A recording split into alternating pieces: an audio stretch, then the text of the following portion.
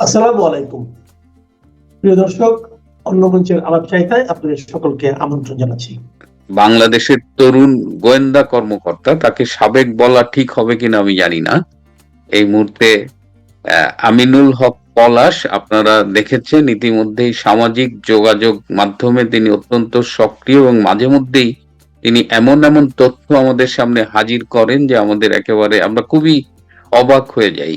তো আজকে আমরা তার সাথে কথা বলবো মূলত বাংলাদেশের অন্তর্বর্তীকালীন সরকারের সদ্য বিদায়ী প্রধান উপদেষ্টা ডক্টর মোহাম্মদ ইউনূসকে নিয়ে। আমাদের আম জনতার একটা ধারণা ছিল ডক্টর ইউনূস একজন মহামানব পর্যায়ের লোক, তিনি শান্তিতে নোবেল বিজয়ী এবং বাংলাদেশের একমাত্র নোবেল বিজয়ী।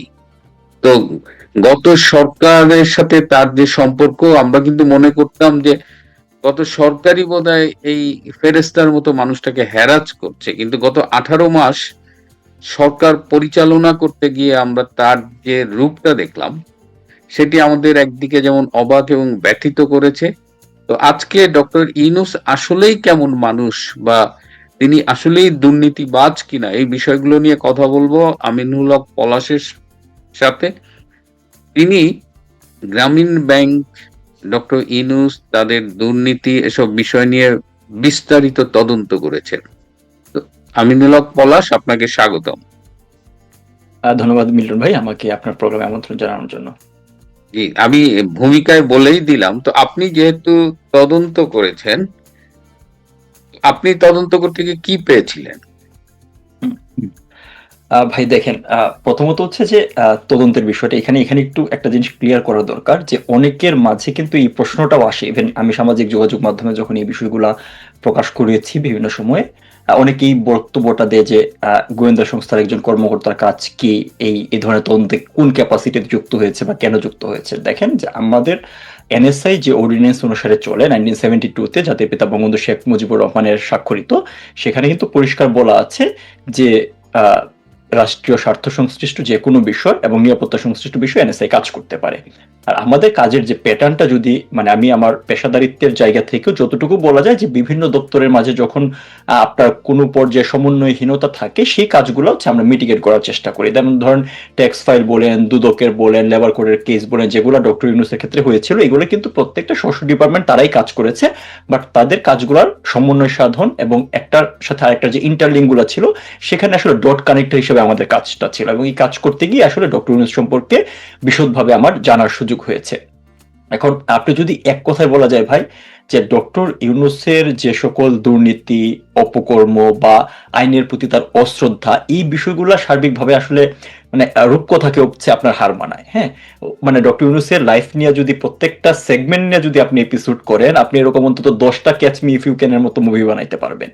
তো উনার শুরু থেকে শেষ পর্যন্ত আসলে প্রত্যেকটা ধাপে ধাপেই উনার এই মিথ্যাচার, তারপরে ধরেন উনার হচ্ছে কপটতা, ভণ্ডামি, প্রতারণার আশ্রয় নেওয়া, অর্থাৎ খুব ভালো মানুষের একটা রূপ নিয়ে উনি প্রতিনিয়ত হচ্ছে এই কাজগুলো করে গিয়েছেন। আমি যদি জাস্ট শর্টলি একদম প্রথম থেকে ধরেন আসি, যেমন ধরেন উনি সারা বিশ্ব জুড়ে নিজেকে দাবি করেছেন যে উনি মাইক্রো ক্রেডিটের ওনার হচ্ছে মেইন মাইক্রো ক্রেডিট হচ্ছে উনার থিওরি, বা মাইক্রো ক্রেডিটের উনি হচ্ছে প্রবক্তা। এই কথাটা কিন্তু ভুল।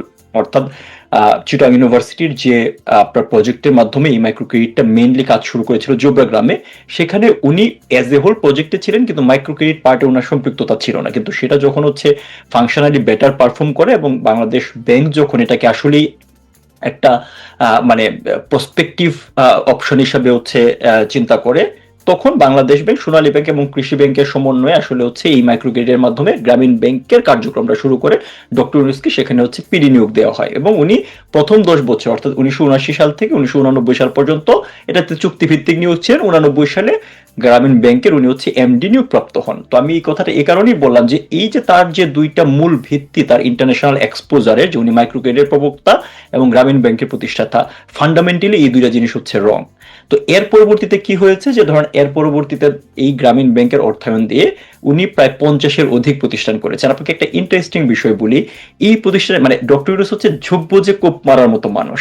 হ্যাঁ, তো প্রথমে ধরেন গ্রামীণ ব্যাংক ছিল, উনি আপনাদের নিশ্চয়ই অনেকে এটা হয়তো হচ্ছে মনে থাকে না, মনে থাকার কথা না, যে 1996 সালে যে তত্ত্বাবধায়ক সরকার ছিল, ডক্টর ইউনূস কিন্তু সেই তত্ত্বাবধায়ক সরকারের উপদেষ্টা ছিলেন।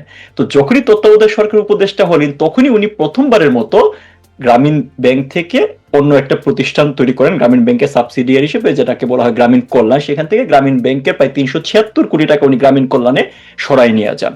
পরবর্তীতে এটার যে দাতা গোষ্ঠী নোরেন নোরার, তারা সরকারকে অবহিত করে এবং উনি হচ্ছে টাকাটা ফেরত দিতে বাধ্য হন। অর্থাৎ উনি সুযোগ পাওয়া মাত্রই যে এই ধরনের টেন্ডেন্সি, এটা তার এজ এ হোল লাইফে ছিল। তো উনি ওই গ্রামীণ ব্যাংকের অর্থ দিয়ে গ্রামীণ কল্যাণ, গ্রামীণ টেলিকম এরকম প্রায় 50-এর মতো প্রতিষ্ঠান গড়েছেন। গ্রামীণ টেলিকমটা বর্তমানে হচ্ছে ওনার মেইন আপনার হচ্ছে মানি মেকিং টুলস। হ্যাঁ, তো এটা কিভাবে হইলো যে গ্রামীণ টেলিকমটা বেসিক্যালি গ্রামীণ ফোনের 34.2% শেয়ারের মালিক। কারণ গ্রামীণ টেলিকম আপনার হচ্ছে গ্রামীণ ফোনের লাইসেন্স পাওয়ার প্রেক্ষাপটটা যদি একটু শর্টলি বলি, যে ডক্টর ইউনূস গ্রামীণ টেলিকম তৈরি করেছিলেন 1994 সালে গ্রামীণ ব্যাংকের সাবসিডিয়ারি হিসাবে, এবং উনি কিন্তু তৎকালীন সময়ে এটার লাইসেন্সের জন্য আপনার হচ্ছে অ্যাপ্রোচ করেছিলেন, তখন বিএনপি সরকার ক্ষমতায় ছিল। কিন্তু যেহেতু তখন বাংলাদেশে একমাত্র টেলিকম অপারেটর ছিল সিটিসেল এবং তার মালিক মুর্শেদ খান একজন বিএনপি নেতা, উনি কিন্তু মার্কেটটা ক্লোজ করে রাখা হয়েছিল, কোন টেলিকম অপারেটরকে সেখানে হচ্ছে এন্ট্রি নেওয়ার সুযোগ দেওয়া হয় নাই। তো পরবর্তীতে 1996 সালে আওয়ামী লীগ নেতৃত্বাধীন সরকার ক্ষমতা গঠন করার পরে ডক্টর ইউনূস আবার পুনরায় একই অ্যাপ্রোচ নিয়ে তৎকালীন প্রধানমন্ত্রী বঙ্গবন্ধু কন্যা শেখ হাসিনার কাছে যান, এবং উনি এভাবে অ্যাপ্রোচ করেন যে দেখেন, আমাদের গ্রামীণ ব্যাংকের যে ফাইন্যান্সিয়াল স্ট্রাকচার, আমরা তো মূলত দাতা গোষ্ঠীর থেকে হচ্ছে লোন এনে বা এইড এনে আপনার হচ্ছে অপারেশন চালাইতে হয়। আমরা যদি এই গ্রামীণ টেলিকমের মানে গ্রামীণ ফোনের লাইসেন্সটা পাই, সেক্ষেত্রে গ্রামীণ ব্যাংক একটা ফাইন্যান্সিয়ালি সলভেন্ট প্রতিষ্ঠান হিসেবে স্বীকৃতি পাবে। এটার উপর ভিত্তি করেই কিন্তু ওনাকে হচ্ছে এই লাইসেন্সটা গ্রামীণ ফোনে 1997 সালে দেওয়া হয়েছিল, এবং পরবর্তীতে এই গ্রামীণ ফোন থেকে গ্রামীণ টেলিকমে প্রতি বছর প্রায় অন এন এভারেজ 1000 থেকে 1200 কোটি টাকা হচ্ছে লভ্যাংশ ঢোকে। ইন্টারেস্টিং বিষয় হচ্ছে এর কোনো টাকাই উনি আর হচ্ছে গ্রামীণ ফোনে হ্যান্ড ওভার করেন নাই, এই টাকাটা উনি গ্রামীণ টেলিকমে রেখে দিয়েছেন। এবং যখন আদালতের নির্দেশে 2011 সালে উনাকে হচ্ছে গ্রামীণ ব্যাংকের এমডি পদ থেকে অব্যাহতি দেওয়া হয়, তখন উনি গ্রামীণ টেলিকম সহ আনুষঙ্গিক যে প্রফিটের প্রতিষ্ঠানগুলো ছিল এইগুলাকে একক নিয়ন্ত্রণের সাথে নিয়ে যান, অর্থাৎ গ্রামীণ ব্যাংকের সাথে এগুলাকে একটা সম্পূর্ণ অবৈধভাবে সেপারেট করে ফেলেন।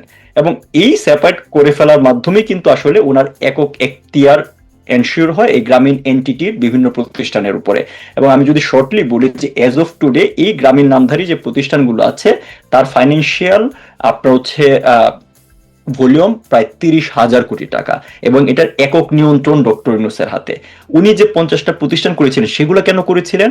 কারণ টাকাটা তো এক জায়গা থেকে আসে, গ্রামীণ ফোন থেকে লভ্যাংশ হিসেবে গ্রামীণ টেলিকম থেকে আসে। এখন ওখানে তো খরচ দেখাইতে হবে, উনি খরচ করার জন্য বিভিন্ন প্রতিষ্ঠান গঠন করেছেন, সেগুলোর অ্যাডমিনিস্ট্রেটিভ কস্ট হিসাবে হচ্ছে উনি প্রতি বছর 20 কোটি 30 কোটি 50 কোটি ভাবে খরচ করেন। এভাবেই আসলে উনি তার টাকাটা এখান থেকে হচ্ছে বের করে নিয়ে গেছেন, এবং ওই প্রতিষ্ঠানগুলো যেহেতু হচ্ছে নন প্রফিট হিসাবে উনি হচ্ছে রেজিস্টার করেন, ফলে কি হয়েছে যে এখান থেকে উনি ট্যাক্সও দিতে চান না।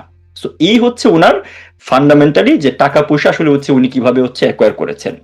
এখন যদি আসি আমি হচ্ছে মামলাগুলোর ব্যাপার, যে স্পেসিফিক যে বিষয়গুলো, এবং এটা নিয়ে কিন্তু হচ্ছে ধরুন 2011 সালে বাংলাদেশ ব্যাংক থেকে একটা কমিটি গঠন করা হয়েছিল, বাংলাদেশে এমিকাস কিউরি প্রথম সারির হচ্ছে আইনজীবীদের নিয়ে, সেখানে ডক্টর ইউনূস নিজে তার বক্তব্য প্রদান করেছেন। সেই বাংলাদেশ ব্যাংক কিন্তু ক্লিয়ারলি ওই আপনার হচ্ছে প্রতিবেদনে বলেছে যে গ্রামীণ নামের যে এন্টিটি গুলো আছে এগুলো সম্পূর্ণ আসলে হচ্ছে গ্রামীণ ব্যাংকের এখতিয়ার, এটা গ্রামীণ ব্যাংকের হচ্ছে সাবসিডিয়ারি প্রতিষ্ঠান, সুতরাং এগুলোর উপরে গ্রামীণ ব্যাংকের আপনার অধিকার নিশ্চিত করা প্রয়োজন। সরকারের প্রতি ধরনের নির্দেশনাও দিয়েছিল, সামহাও এই কাজটা হয় নাই।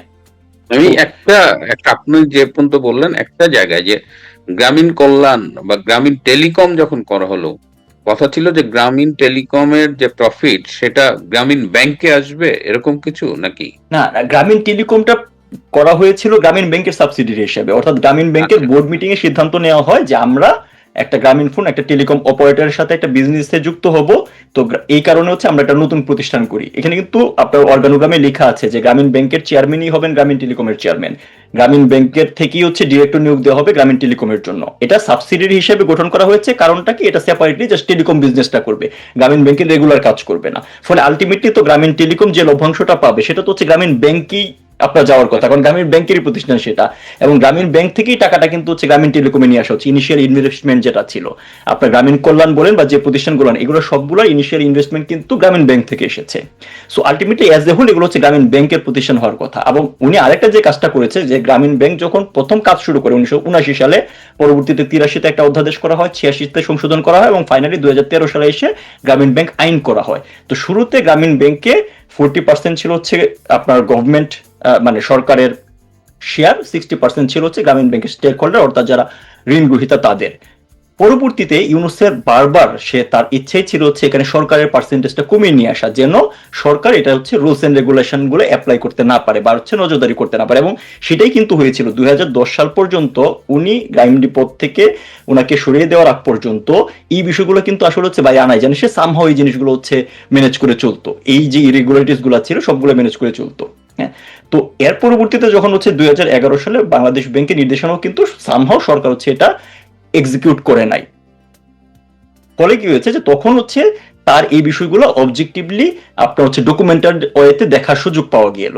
তখনই কিন্তু আসলে এই জিনিসগুলা সামনে আসে, এবং তখন হচ্ছে এই সংক্রান্ত হচ্ছে মামলাগুলো হচ্ছে জেনারেট করে। আমি যদি একটা মামলার কথা বলি, ডক্টর ইউনূসের যে ব্যক্তিগত ট্যাক্সের আপনার হচ্ছে মামলাটা ছিল, সেটা হচ্ছে যে 2011 সাল পর্যন্ত ওনার ব্যক্তিগত সম্পত্তির পরিমাণ ছিল প্রায় 100 কোটি টাকা। এটা পার্সোনাল সম্পত্তি, আমি গ্রামীণ টেলিকমের কথা বলছি না। তো তখন উনি দেখলো যে এই টাকার তো তাকে অনেক বেশি ট্যাক্স দিতে হয়, উনি করলো কি তার নিজের নামে তিনটা হচ্ছে আপনার ট্রাস্ট গঠন করলো। একটা হচ্ছে Yunus, doctor Yunus trust, doctor Yunus family trust, একটা হচ্ছে ইউনূস সেন্টার। দেখেন এই লোকটা কতটুকু নার্সিসিস্ট, মানে সকল কিছুতে তার ইউনূস রাখতেই হবে। করে কি করলো, ওনার এই টাকাগুলো হচ্ছে এই প্রতিষ্ঠানগুলোকে হচ্ছে দেখাইলো সে দান করেছে। আবার এই প্রতিষ্ঠানগুলোর অডিট ফাইলে এগুলো লেখা থাকলো হচ্ছে সে হচ্ছে ডক্টর ইউনূসের কাছ থেকে লোন করেছে। যেহেতু লোন, তাহলে এই প্রতিষ্ঠানগুলোর ট্যাক্স দিতে হয় না, আর ওনার ফাইলে দেখাচ্ছে উনি তো দান করে দিচ্ছে, তাহলে ট্যাক্সটা দিবে কিভাবে? সো এটা হচ্ছে ধরেন হচ্ছে ওনার এই দুষ্টামি, মানে রাষ্ট্রযন্ত্র বা আইনের প্রতি তার একটা চরম অশ্রদ্ধা। এখানে ধরেন যে ট্যাক্সটা ছিল 15 কোটি টাকা, এটা দেওয়া তার জন্য কোনো ব্যাপার না, যার প্রপার্টির পরিমাণ 100 কোটি টাকা সেখানে 15 কোটি টাকা ট্যাক্স দিতেই আসে। কিন্তু এই 15 কোটি টাকা ট্যাক্সের জন্য মানে একদম নিয়মতান্ত্রিক উপায়ে তার ট্যাক্স ধার্য করা হয়েছে দানের উপর ভিত্তি করে। সে কোর্টে হচ্ছে রিট পিটিশন দায়ের করে, উনি নিজেই কিন্তু দায়ের করেছে যে আমি এই ট্যাক্স দিব না, এটা আমাকে অন্যায়ভাবে ধার্য করা হয়েছে। সেই মামলা 2012 সাল থেকে কার্যক্রম শুরু হইয়া মানে 2023 সালে এসে হচ্ছে আপনার উনি ফাইনালি সকল আইনি প্রক্রিয়া শেষ করে ট্যাক্স দিতে বাধ্য হন 15 কোটি টাকা। এখন এই আপনার কথাতে যে জিনিসটা বলেছিলেন যে ডক্টর ইউনূস সবসময় দাবি করেন প্রতিহিংসা পরায়ণ ভাবে তার এই মামলাগুলোকে দেখা হয়েছিল বা তাকে অ্যাড্রেস করা হয়েছিল। আপনি আমাকে বলেন তো, এই যদি প্রতিহিংসা পরায়ণ বা মানে প্রতিহিংসার কারণেই যদি হচ্ছে তার এই মামলাগুলা আপনার করা হইতো বা সেভাবে তাকে হচ্ছে ট্রিট করা হইতো, তাইলে এই পুরাটা সময় তো আওয়ামী লীগ সরকার ক্ষমতায় ছিল। একটা ট্যাক্স মামলা আদালতে 11 বছর কিভাবে চলে? একইভাবে তার অন্যান্য যে প্রতিষ্ঠানগুলো আছে সেই প্রতিষ্ঠানগুলোর প্রত্যেকটা ট্যাক্স মামলা কিন্তু যেটা বললাম যে 11 সালের আগে তো এই ফাইলগুলো সব তার হচ্ছে ক্লোজ কন্ট্রোলে ছিল। যখন উনি গ্রামীণ ব্যাংক থেকে হচ্ছে এমডি পদ থেকে উনি প্রত্যাহার উনি হন, তখনই এই জিনিসগুলো দেখার সুযোগ হয়েছিল। তখনই কিন্তু আসলে এই কেসগুলা বা এই আপনার হচ্ছে ফাইন্যান্সিয়াল ইরেগুলারিটিস গুলা সামনে আসে।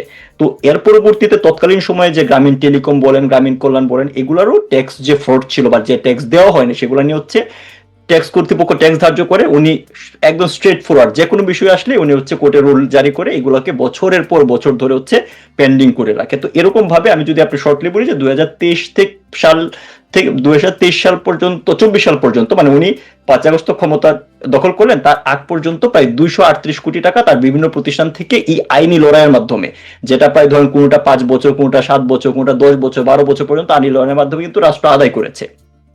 আর বাকি ছিল হচ্ছে যে 666 কোটি টাকা, যেটা খুব আলোচিত গ্রামীণ কল্যাণে, যেটা উনি ক্ষমতায় বসে হচ্ছে বাতিল করলেন। এটার ডিসিশন মানে চূড়ান্ত রায় কিন্তু আদালতে দিয়েছিল 1 আগস্ট 2024-এ। তো উনি আইসে কিন্তু এটা বাতিল করলেন। এরকম ভাবে যে কেসগুলো পেন্ডিং আছে সেই কেসগুলো যদি হচ্ছে আইনিভাবে সেটেল করা হইতো, ডক্টর ইউনূস এবং তার নিয়ন্ত্রণাধীন প্রতিষ্ঠান থেকে রাষ্ট্র প্রায় 2000 কোটি টাকা হচ্ছে ট্যাক্স এখন পর্যন্ত বকে আছে। এবং এটাই শেষ না, এখানে সবগুলো প্রতিষ্ঠান দেখা হয় নাই, জাস্ট কিছু যেগুলো মেজর প্রতিষ্ঠানগুলা। তো এটা গেল ধরেন ট্যাক্স ফাঁকির ব্যাপার। এটা যদি কেউ জাস্ট একটু মানে আপনার সচেতন ভাবে চিন্তা করে, তাহলে তারা বুঝতে পারবে যে এখানে প্রতিহিংসার কোনো বিষয় ছিল না। এখন ওনার কথা হচ্ছে ওই যে উনি নোবেল বিজয়ী, উনি ট্যাক্স দিবে না, উনি আইনের ফাঁক ফোকর দিয়ে এই জিনিসটা হচ্ছে পার পেয়ে যাওয়ার চেষ্টা করতো। এই জিনিসটাই যখন আমরা অবজেক্টিভলি কাজ করে রাষ্ট্রের পক্ষে ট্যাক্স আপনার হচ্ছে আদায় করেছি, এখন আমরা হয়ে গেছি ধরেন ক্রিমিনাল ওনার কাছে। দ্যাট ইজ হচ্ছে বটম লাইন। এরপরে দেখেন আরেকটা তার মামলা ছিল হচ্ছে লেবার কোর্টে, যেটাতে তার 6 মাসের সাজা হয়েছিল এবং 5,000 টাকা জরিমানা হয়েছিল। এই মামলাটা করেছে হচ্ছে কলকারখানা এবং প্রতিষ্ঠান পরিদর্শন অধিদপ্তর। কেন করেছে? গ্রামীণ টেলিকমের কর্মচারীরা আবেদন করেছে তাদের কাছে, কারণ গ্রামীণ টেলিকমের কর্মচারীরা দীর্ঘদিন ধরে তাদের যে ন্যায্য লভ্যাংশ, ন্যায্য ছুটি বা আনুষঙ্গিক যে সুযোগ সুবিধা পাওয়ার কথা সেগুলো পাচ্ছিল না। তারা একাধিকবার কোর্টে গিয়েছে কিন্তু কোর্ট থেকে সমাধান পায় নাই। তখন তারা কলকারখানা এবং প্রতিষ্ঠান পরিদর্শন অধিদপ্তরে আবেদন করে, সেটা যাচাই বাছাই করার পর মামলা হয় 2021 সালে। সেই মামলা রায়ও হয়েছে 2023 সালে। কিন্তু শ্রম আদালতের মামলাগুলা 1 বছরের ভিতরে সেটেল করার একটা মানে বাধ্যবাধকতা আছে লেবার ল অনুসারে, যে আপনার এটা আর্লি স্টেট। সেটাও উনি আদালতে তার যে আইনজীবী ছিলেন তিনি ধরেন হচ্ছে খুব সম্ভবত প্রায় 17 বার হচ্ছে আপনার হিয়ারিং করেছে, 17 দিন।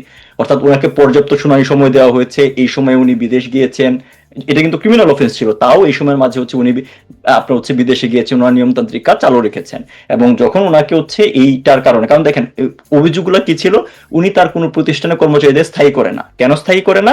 কারণ স্থায়ী করলে তো হচ্ছে লভ্যাংশ দিতে হবে, স্থায়ী করলে হচ্ছে আপনার প্রভিডেন্ট ফান্ড গঠন করতে হবে, স্থায়ী করলে তাকে হচ্ছে আপনার ছুটি নগদায়ন করতে হবে। এই বিষয়গুলো উনি দিবে না। দেখেন কতটুকু মানে আপনার মানে কুটিল চিন্তার মানুষ, যে একটা প্রতিষ্ঠানে আমি হচ্ছে জাস্ট টেম্পোরারি ভিত্তিতে লোক রাখবো, তাইলে হচ্ছে আমাকে তাদের লভ্যাংশ দেওয়া লাগবে না, জাস্ট এই কারণে। অথচ এই প্রতিষ্ঠানটা 1,000 কোটি টাকা আর্ন করে, সেখান থেকে তাদের এমপ্লয়ীদের ন্যায্য লভ্যাংশ প্রতি বছর দিয়ে গেলে তার এটা গায়ে লাগার কথা না, কিন্তু উনি দিবে না। কারণ কি? উনি নোবেল বিজয়ী। সো এটাতে তার রায় হয়েছিল এবং তাকে কিন্তু জেলে যাইতে হয় নাই। যেদিন রায় হয়েছিল ওই কোর্টই তাকে হচ্ছে আপনার 5,000 টাকা আপনার হচ্ছে জামানতের বিনিময়ে তাকে কিন্তু হচ্ছে জামিন দিয়ে দেয়। আর আরেকটা মামলা ছিল হচ্ছে আপনার দুদকের যে মামলাটা, সেটা হচ্ছে এই যে লভ্যাংশ দিচ্ছিল না, যখন এই বিষয়গুলা লেবার কোর্ট এবং হচ্ছে আদালত অবজেক্টিভলি দেখা শুরু করলো, তখন উনি কি করলেন, এই গ্রামীণ টেলিকমের আপনার হচ্ছে শ্রমিক নেতা এবং গ্রামীণ টেলিকমের এমপ্লয়ীদের আপনার আইনজীবীদের প্রভাবিত করে তাদেরকে 25 কোটি টাকা ঘুষ প্রদান করে উনি মামলাটা out of the court settle করলেন। এবং এটার যে চেকের কপি সহ, যে শ্রমিক নেতাদের 3 কোটি করে 9 কোটি টাকা দিয়েছেন এবং বাকি 16 কোটি টাকা হচ্ছে 2 এমপ্লয়িকে মানে আইনজীবীকে দেওয়া হয়েছে, সেগুলোর প্রমাণ সহই কিন্তু হচ্ছে মামলা হয়েছে। একদম স্পেসিফিক অভিযোগ যে আপনি এই ঘুষ প্রদান করে অনৈতিকভাবে একটা আদালতে চলমান একটা কেসকে out of the court settle করেছেন।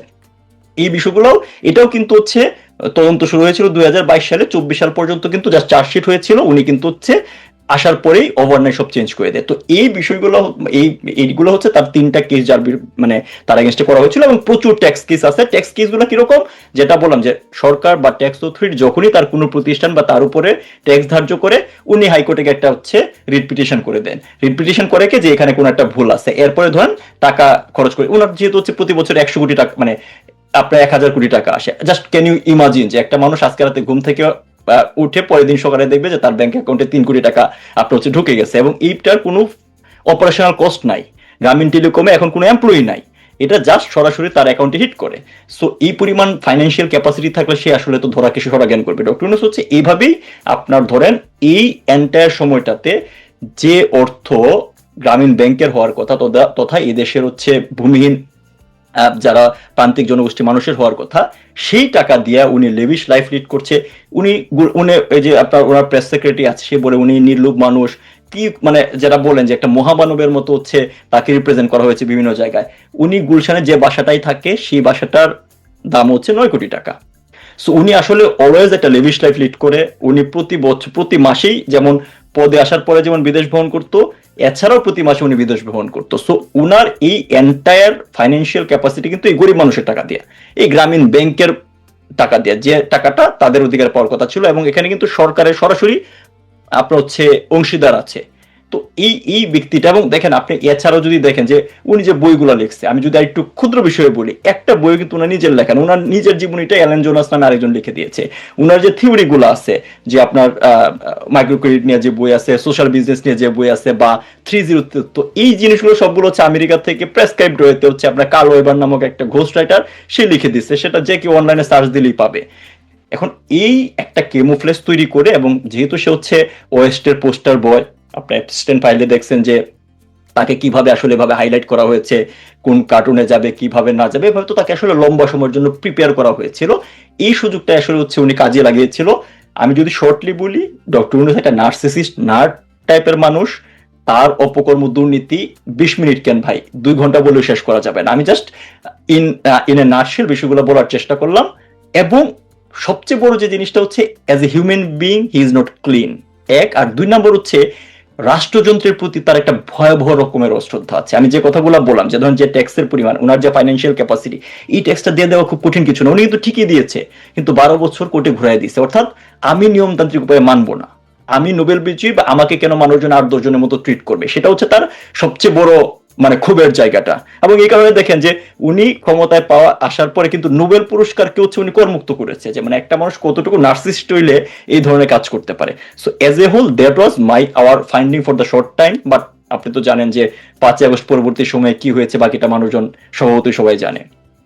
কিন্তু এই যে তিনি যে সোশ্যাল বিজনেস কনসেপ্টের কথা বলেন এবং বলেন আমার কোনো সম্পত্তি নাই, আমার কোনো কোথাও মালিকানা নাই, এরকম উনি কিন্তু এই ধরনের সোশ্যাল বিজনেসের নামে, ধরেন আমার কিছু নাই কিন্তু আমার আন্ডারে আছে 30,000 কোটি টাকা, তাই না?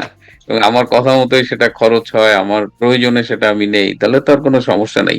আমরা যেহেতু দীর্ঘ আলাপ করব না, আমি সম্প্রতি উনি তো চলে গেছেন 12ই ফেব্রুয়ারি নির্বাচন দিয়ে, is no more there as an chief adviser, as the chief adviser. তো উনি যাওয়ার আগে আমরা দেখলাম যে গোপনে একটা অধ্যাদেশ জারি করে গেছে, তার ব্যক্তিগত নিরাপত্তা 1 বছর তিনি ভিভিআইপি স্ট্যাটাস পাবেন, এসএসএফ এর নিরাপত্তা পাবেন।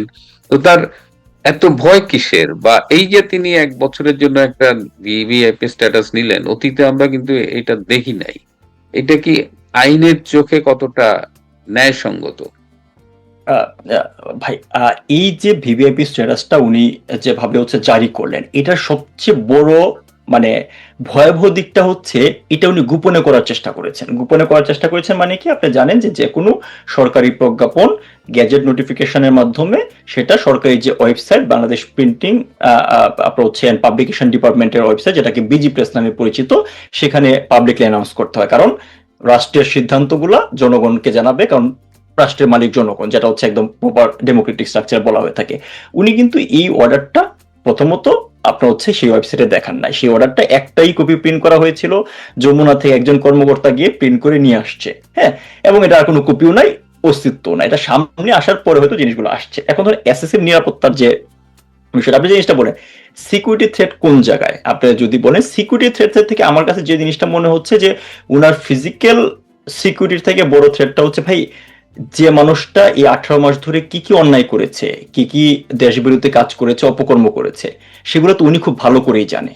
সো বেসিক্যালি তার যে সেফটি এক্সিটটা এনশিওর করার জন্য, বা মানে এই নিভৃতে সবকিছু গুছিয়ে বাইরে চলে যাওয়ার জন্য এই সময় যতটুকু লাগে ততটুকুর জন্য আসলে হচ্ছে একটা শিল্ড তৈরি করার জন্য হচ্ছে আপনার এই অর্ডারটা করেছে। এখন দেখেন এই অর্ডারটা সে করেছে কি বলে, প্রথমত আমাদের হচ্ছে এরকম। এবং ইন্টারেস্টিং বিষয় হচ্ছে যে তার যে প্রেস সেক্রেটারি, সে কিন্তু দেখেন আজকে আবার ফেসবুকে এটা একটা ব্যাখ্যা দেওয়ার চেষ্টা করছে। উনি কি ব্যাখ্যা দিয়েছে, যে সাবেক প্রধান উপদেষ্টা 2001 সালে যে লতিফুর রহমান, উনি একই রকম একটা, উনি তৎকালীন সময়ের একটা আপনার হচ্ছে অধ্যাদেশের ছবি বা প্রজ্ঞাপনের ছবি পোস্ট করে বলেছে যে এই আলোকে ডক্টর ইউনূস নিজেকে করেছে, এটাতে আইন বহির্ভূত কাজ হয় না। কিন্তু কথা হচ্ছে যে লতিফুর রহমান কে যে প্রজ্ঞাপনের বলে আপনার দেওয়া হয়েছিল, প্রধান উপদেষ্টা মানে 1 বছরের জন্য ভিভিআইপি ঘোষণা করা হয়েছিল, সেই আইনটা ছিল হচ্ছে এসএসএফ অর্ডিন্যান্স 1986 এর 2 ঘ ধারা। সেটা 2006 সালে হচ্ছে আপনার চেঞ্জই হয়ে যায়, অর্থাৎ সেই ধারার এই উদাহরণ এখানে প্রযোজ্যই না।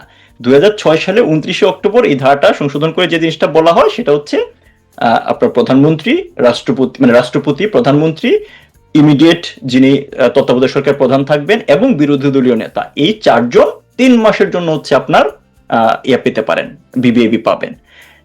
তাইলে এখানে এই ধারাও যদি আপনি করতে যান তাইলে হচ্ছে আপনার সর্বোচ্চ সুযোগ হচ্ছে 3 মাস। কিন্তু উনি কিন্তু এই ধারাতেও দেন নাই। উনি যে জিনিসটা করেছে যে 2021 সালে এসে এসএসএফ এর এই অর্ডিন্যান্সটা হচ্ছে আইনে পরিণত করা হয় 2021 সালে। সেখানে 2 ক ধারায় একটা অপশন রাখা হয়েছে যে রাষ্ট্রপতি, প্রধানমন্ত্রী এর বাইরে সরকার কর্তৃক ঘোষিত কোনো ব্যক্তিকে এসএসএফ নিরাপত্তা প্রদান করতে পারে বিবিএপি হিসাবে। এই ক্লজটা আনা হয়েছিল কেন? এই ক্লজটা রাখা হয়েছে এই কারণে, যখন বিদেশি বিভিন্ন গুরুত্বপূর্ণ রাষ্ট্রের অতিথিরা আসে তাদেরকে এসএসএফ আসলে কোন ক্যাপাসিটিতে সিকিউরিটি দিবে সেই জিনিসটা একটা আইনি ভিত্তি তৈরি করার জন্য, সেটা আইনি ভিত্তি তৈরি করার জন্য আসলে হচ্ছে এই ক্লজটা দেওয়া ছিল, এবং সেটা খুবই টেম্পোরারি। সেটা ধরেন একজন বিদেশি অতিথি 3 দিনের জন্য আসলো, তাকে ওই সময়ের জন্য বিবিএপি ঘোষণা করে তাকে এসএসএফ প্রোটোকল দেওয়া হইলো। এটা পার্মানেন্ট কোনো সলিউশন না। ডক্টর ইউনূস এই আইনটার অপব্যবহার করে এই আপনার হচ্ছে 2021-এর 2 ক অনুসারে আপনার নিজেকে হচ্ছে 1 বছরের জন্য ঘোষণা করেছেন, এবং এই জিনিসটা হালাল করার জন্য কি করছে দেখেন, এই জিনিসটা হালাল করার জন্য কিছুদিন আগে বিএনপি নেত্রী খালেদা জিয়াকেও কিন্তু হচ্ছে এরকম বিবিএপি ঘোষণা করা হয়েছিল, যে এখন যদি কেউ আর্গুমেন্ট তুলে, আপনারা দেখেন বিএনপির কেউ কিন্তু এটা নিয়ে কোনো ধরনের আর্গুমেন্ট করতেছে না, মানে এটা আর্গুমেন্ট করলে তখন ওইটাকে হচ্ছে বিতর্কিত হবে। বাট এই পুরো 2টা কাজই করা হয়েছে আসলে আইনের অপব্যাখ্যা করে। এই আইনটা, কারণ প্রত্যেকটা আইনের তো হচ্ছে আপনার একটা স্পিরিট থাকে, বা এই ধারাটা কেন করা হয়েছে এটা স্পিরিটটা খুব ক্লিয়ার, যে আমাদের বিদেশি অতিথিদেরকে যখন হচ্ছে এখন এসএসএফ যখন কাউকে ক্লোজ গার্ড দেয়, সে তো হচ্ছে সশস্ত্র অবস্থায় দেয়, সেটাকে একটা আইনি স্ট্রাকচারে তো আপনাকে রাখতে হবে, রাইট? সো যখন বিদেশি অতিথির ক্ষেত্রে সে এটার জন্য, তো এটার একটাই ব্যাখ্যা হইতে পারে যে ডক্টর ইউনূস আদতে একজন মনে প্রাণে নিজেকে বিদেশি মনে করে, এই কারণে মনে করছে বিদেশিরা যদি পাইতে পারে আমার পাইতে সমস্যাটা কি, ওইখানে দিয়ে দিছে, এবং এটা সে খুব ভালো করেই জানে যে এটার আইনের মিস ইউজ হয়েছে, অপব্যবহার হয়েছে। এই কারণেই কিন্তু উনি হচ্ছে আপনার এটা বিজি প্রেসের ওয়েবসাইটে প্রকাশ করে নাই। এখন আমার আশঙ্কাটা ভাই অন্য জায়গায়। আমার আশঙ্কাটা হচ্ছে এই জায়গাতে দেখেন, প্রধান উপদেষ্টার কার্যালয়, যেটা আসলে হচ্ছে প্রধানমন্ত্রী কার্যালয় হয়ে থাকে, প্রধানমন্ত্রীর কার্যালয়ের অধীনে কিন্তু বাংলাদেশের বেশ কয়েকটা হচ্ছে গুরুত্বপূর্ণ দপ্তর আছে। আমি যদি সংক্ষেপে বলি যে বাংলাদেশের অর্থনৈতিক আপনার হচ্ছে অঞ্চল কর্তৃপক্ষ, বাংলাদেশ রপ্তানি প্রক্রিয়াকরণ অঞ্চল, বাংলাদেশ বিনিয়োগ উন্নয়ন বোর্ড, তারপর হচ্ছে আপনার এনজিও বিষয়ক ব্যুরো, তারপর এসএসএফ, প্রাইভেট পার্টনারশিপ কর্তৃপক্ষ, এই দপ্তরগুলো হচ্ছে এটার আন্ডারে। আপনি খেয়াল করে দেখবেন ডক্টর ইউনূস তার একদম ক্লোজ লোকগুলোকে এখানে বসাইছে। আশিককে সে এখানে বসায়া বিডার চেয়ারম্যান করেছে, বেজার চেয়ারম্যান করেছে, এবং প্রতিমন্ত্রী মর্যাদা দিয়েছে। আরেক হিটম্যান লুৎফি সিদ্দিকীকে তাকে পররাষ্ট্র বিষয়ক দূত করলেও আলটিমেটলি তাকেও আমরা দেখেছি হচ্ছে business related, public private partnership related অনেক কথা বলতে, অনেক সিম্পোজিয়াম করতে। তার মানে আমার আশঙ্কাটা হচ্ছে যে এই একটা জিনিস যেহেতু উনি গোপন করতে পেরেছেন, এরকম আরো কত শত প্রজ্ঞাপন জারি করে এই 18 মাসে ডক্টর ইউনূস তার নিজের এবং তার ক্লোজ এলাইদের হচ্ছে আনওয়ারেন্টেড বেনিফিট প্রদান করেছেন। সেই জিনিসটা কিন্তু খুবই গুরুত্বপূর্ণ। এটা নয় ধরেন সিকিউরিটি ব্যাপার সামনে আসছে বলে আমরা জানতে পারছি, বা ডক্টর ইউনূসের এই 18 মাসের অপকর্মের ম্যাক্সিমাম তো এখন সামনেই আসে নাই, আমরা জাস্ট হয়তো টিপ অফ দ্য আইসবার্গ বুঝতে পারছি। সো এটা আমাদের জন্য হচ্ছে রাষ্ট্রীয় পর্যায়ে অ্যালার্মিং, কারণ আপনারা দেখেন যে মার্কিন যুক্তরাষ্ট্রের সাথে যে এনডিএটা স্বাক্ষর করা হয়েছে, সেটাতেও কিন্তু আমাদের বলেছিল এখানে রাষ্ট্রবিরোধী কিছু নাই সেই, কিন্তু যখন এটার পূর্ণাঙ্গ আমাদের সামনে আসলো তখন তো সবাই বুঝতে পারছে যে আমাদের বলা যেতে পারে যে হচ্ছে ব্যবসায়িক ক্ষেত্রে বা স্বাধীনভাবে সিদ্ধান্ত গ্রহণের সকল ক্ষমতাকে আসলে তুলে দেওয়া হয়েছে মার্কিন যুক্তরাষ্ট্রের হাতে। তাই এরকম প্রজ্ঞাপন খেলায় ডক্টর ইউনূস রাষ্ট্রের আসলে কতটুকু ক্ষতি করে গেছেন সেটা এখন হচ্ছে আসলে খুঁজে বের করা দরকার। আমরা আশা করি যে এটা today or tomorrow it will be investigated, এগুলো জাতি জানতে পারবে। আমরা আমাদের সময় শেষ হয়ে গেছে। আপনি অনেক অজানা তথ্য দিলেন, অনেক গুরুত্বপূর্ণ কথা বললেন, এবং একজন আমার কাছে তো এখন মনে হচ্ছে যে ডক্টর ইউনূস আসলে একজন মুখোশধারী ইবলিস পর্যায়ের লোক, যাকে আমরা ফেরেশতা বলে ভুল জেনেছিলাম। তো প্রিয় দর্শক, আমরা আমিনুল হক পলাশকে ধন্যবাদ জানাই এবং আজকে এখানেই বিদায় নিচ্ছি। আবার দেখা হবে নতুন কোনো পর্বে, নতুন কোনো ইস্যু নিয়ে।